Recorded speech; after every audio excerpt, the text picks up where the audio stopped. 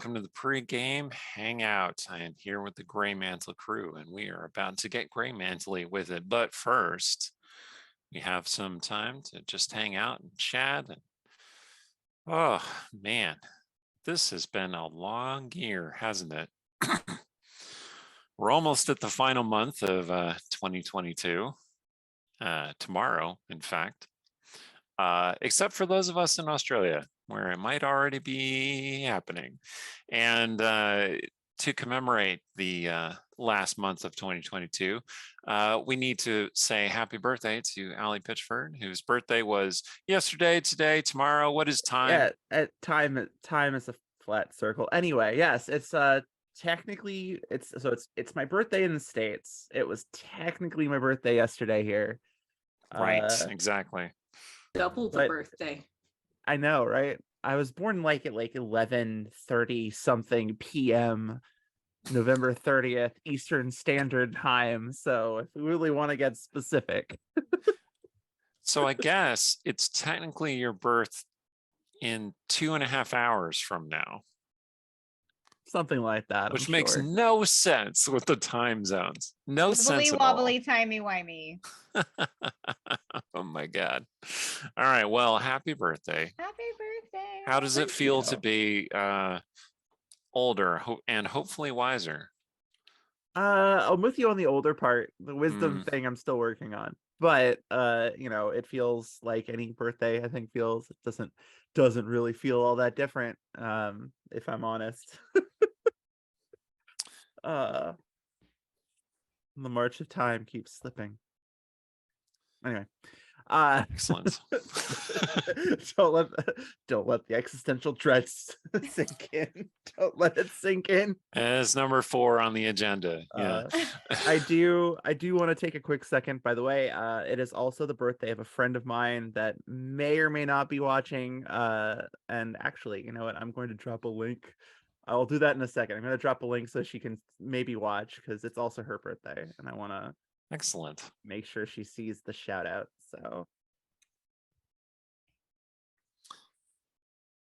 So I guess with you now living in Australia, it makes you kind of a summer baby, because it's basically summer for you down there, right? Yeah. As you know, you're wearing a short sleeve shirt and it's snowing here. Snowing. Like it's been snowing for the last couple of days. And Seattle is not very good at snow. We suck at snow. Yeah, that's not our natural state.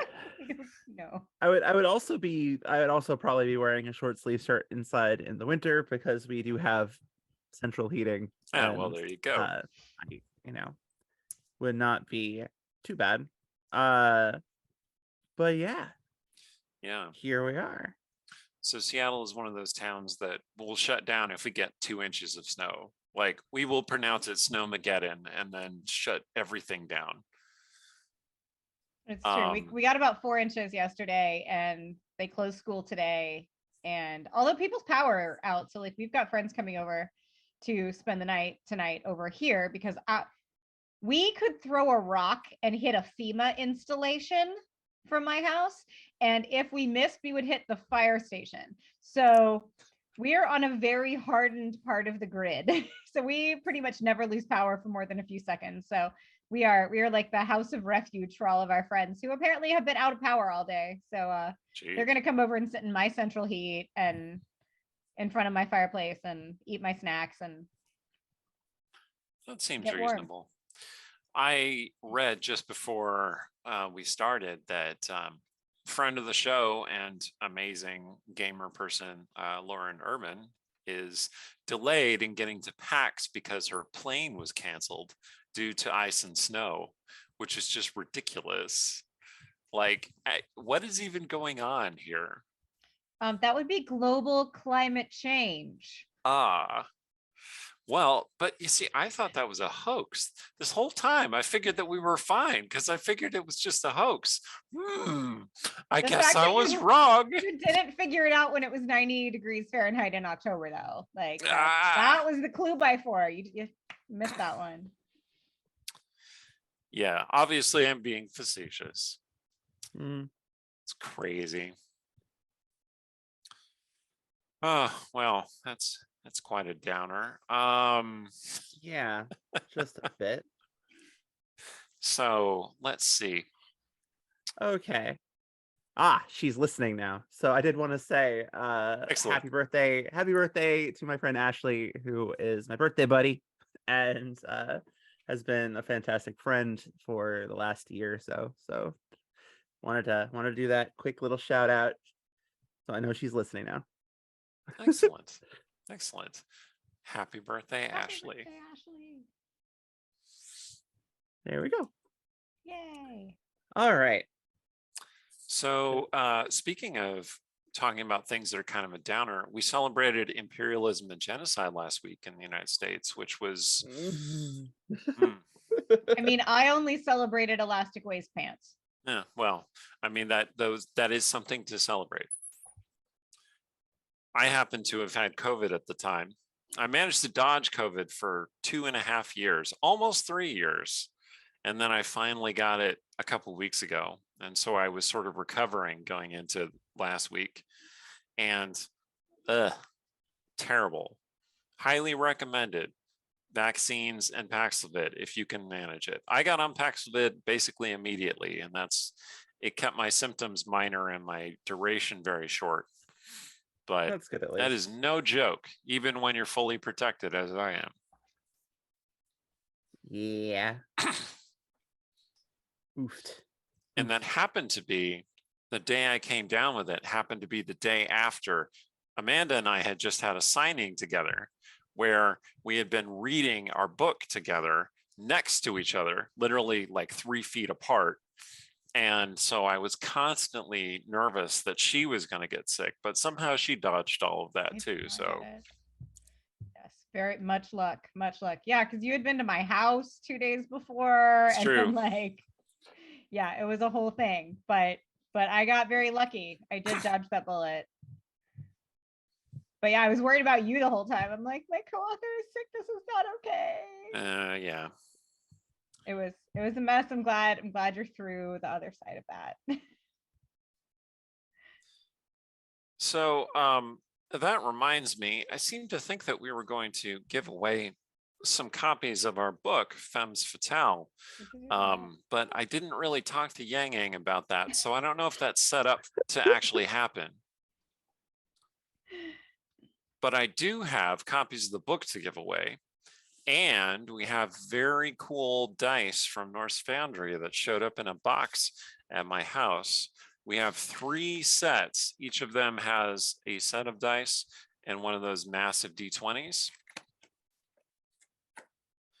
And they are the silver lycanthrope, the Bifrost, which is this kind of like cool rainbow looking one, and I totally forgot what the other one was. I'll have to look at my notes, which happen to be right here.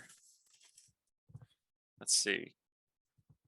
Bifrost, Black Lava, that's right, and Lycanthrope Silver. So we are planning to give away those dice at our next 3 sessions, which are going to be our only 3 sessions remaining for the until the end of the year.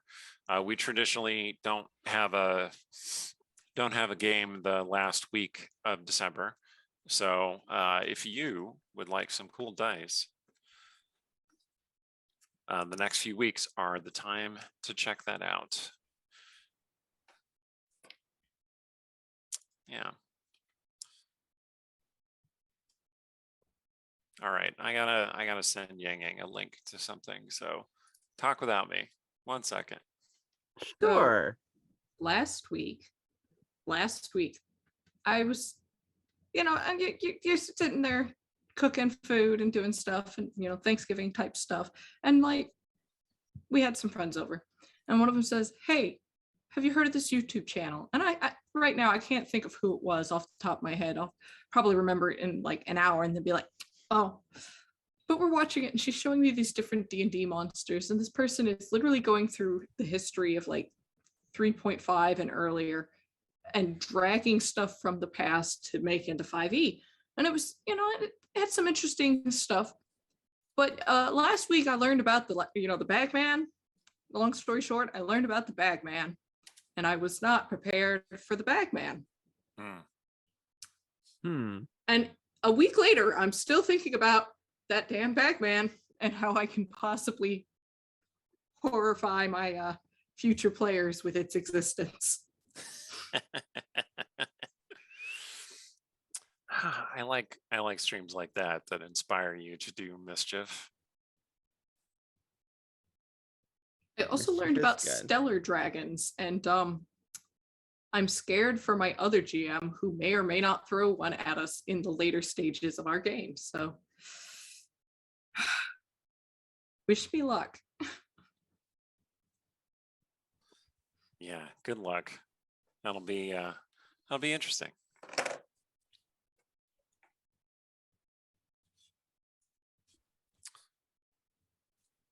All right. Okay, I'm back from dealing with my notes and stuff. All right. Well,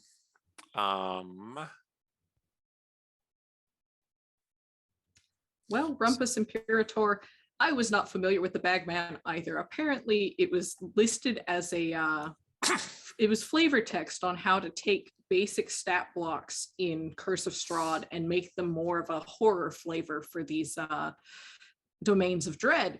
And the example listed a troll, but making it this urban legend of this man who got lost in a bag of holding and has been trying to get out of it ever since. And it's been living in my head rent-free ever since. that does sound terrifying.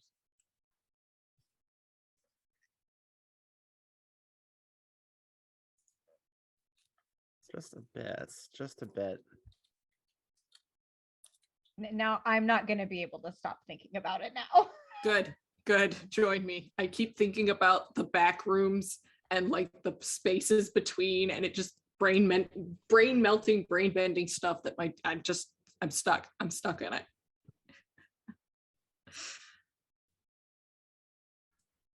Yeah, that's a whole mood. Yeah.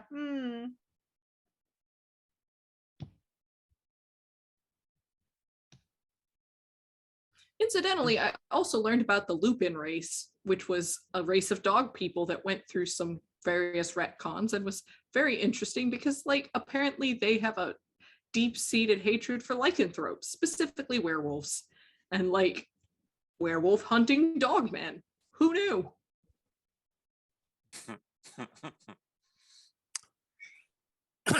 Although I have never been like a werewolf person, like that's never sort of been one of my cryptids of choice until I watched Wednesday. And now, like, oh no, I'm Team Enid. Like, suddenly I like werewolves. So werewolves are awesome.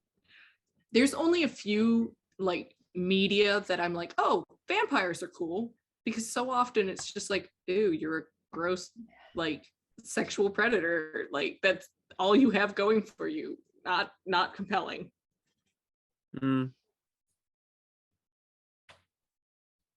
Yeah, that does make sense. I've never been into vampires, but I've been into like specific vampires. Yes.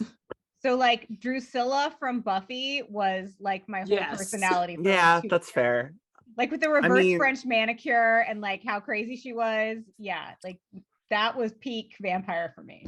I can't really speak on that just because I am very, very, very into vampires as she really is. Look, see, vampires as a concept are really cool, but like I've been like soured on so much vampire media because they like lean too heavily into the most compelling part about this guy is that he goes after like vulnerable women, and it's like, okay, that's not interesting at all. That's just a guy. One of my favorite characters that I've been playing in a vampire game right now is actually a shadow vampire assassin who takes who belongs to a pain cult, and has a tendency to go after abusers because she hates them Good. and wants to teach them a lesson Good. and make As them it should suffer. be. Yes. Yeah, I think So there much are a lot of cool things you can do with a vampire, but you have to lean into at least one of the kind of classic vampire story aspects, and one of which is them being essentially a predator, right? Mhm. Oh, at the end of the day, yeah, they are absolutely a predator in the very literal sense. Like, Yeah. Mhm. It's a very thinly veiled metaphor, right? it is. But there are other angles that you can take with them, and one of which I find really interesting is the extremely subversive angle, because they're also this metaphor for less restrained sexuality, particularly put into a much more constrained society. Like that was their role in Victorian literature when Dracula was first written. It was basically, Bram Stoker writing about how he wanted Byron to seduce him, essentially. And and that's not exactly how everybody is, looking at Dracula nowadays, because, well, we straight people get hold of things and we just screw them up. But like there's this whole little undercurrent of like, these are the Yeah. forbidden, darker desires that Gay vampires emulate. vampirism. Cool. Yeah. Yes. Yeah. This is why I dig, like, one of my favorite vampire stories is Carmilla, simply because the Right. Perfect gay example. gay ass vampire. Like, you can't Oh, you yeah. can't really skirt around that one. Like, I'm not gonna Oh. lie, vampires and vampire stuff is hot when done well. Oh, yeah. But, like, just so much of what I had to read growing up that involved vampires, it's like, okay, here we go again. And it was just like, okay, I get it. You were a straight guy who wrote this and wanted to do harm to people. And this was your power fantasy. Vampires had a moment, right? Like in the cultural zeitgeist, and when anything that had been subversive, anything that had been counterculture sort of becomes mainstream and has that moment, it becomes oversaturated. And a lot of the like watered down, straightened out, whitewashed versions of those things become like the predominant voice in that thing. And that's never the best example, right? Like Edward is not the best example. We don't need him. And if you don't believe me, ask Robert Pattinson, because he doesn't need him either. Pattinson has gone on to become a very, very good actor. Listen, no one hates Twilight quite like the cast of Twilight. Yes. Right. Yeah. It's true. Yeah. I just love that. I love that for them. They're just like, no, this was garbage that I had to do to have a job and a career, but like it was garbage. This was not a paycheck I could possibly turn down. However, this is why, as much as much as I'm not a huge fan of some of the stuff Anne Rice did in her time, I am loving the adaptation of Interview, just because it's gay as hell and unabashed about that fact. Like, still need to check that out. I haven't watched it yet either, but now I've seen some clip reels and stuff, and I'm like, yes, this is as gay as the way I read it in the 90s. Like, this is exactly as gay as I always thought it was. Super gay, unambiguously gay. Fun fact though, in our early conceptions for Greymantle, when it was still going to be a bit of a different, at least time period, with like Sparrow was going by Lady Wraith, and was more of a kind of a figure similar to how Illyra is presented in the Westgate game, with like the kind of like strings pulley kind of type. I had originally planned for her to be a vampire. Surprising no one. Like, of course. Surprising no one. It would work, right? That would work. It would work. It would work. That has kind of become adapted into they're not really vampires, but there's something I'm doing with Sparrow in the story that has sort of vampirism analogs, or at least certain touches like that. I mean, it doesn't involve like the consuming of blood, but there's other stuff that tie into kind of what she is and what her deal is. So I'm looking forward to getting to explore that. Ongoing mystery in Greymantle. Oh yes. Oh yes.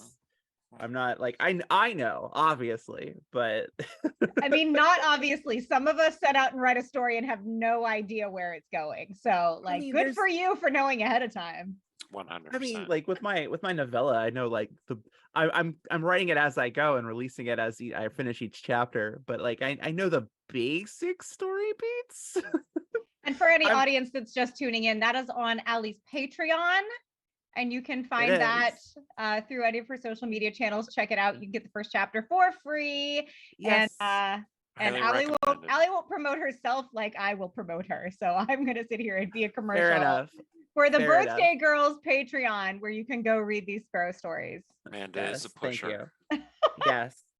Hi, I'm a commercial actress with a degree in public relations. And by golly, I'm going to promote my friend's stuff. Yeah. I am.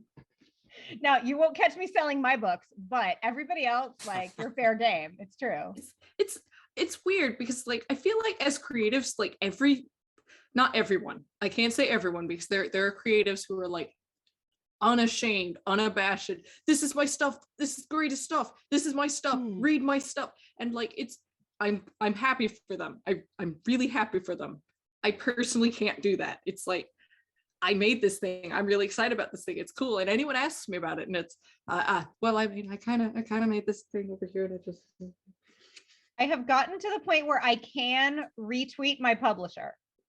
So if my publisher tweets out a link to the book, like, I can every so often retweet it and be like, yeah, I wrote that. I wrote that. You could buy it if you want to. Maybe you don't have to. For me, that's like the hardest part about being an illustrator, being a streamer, is going, am I annoying people by putting out the information that, hey, hi, I'm streaming, or hey, commissions are open, and it's like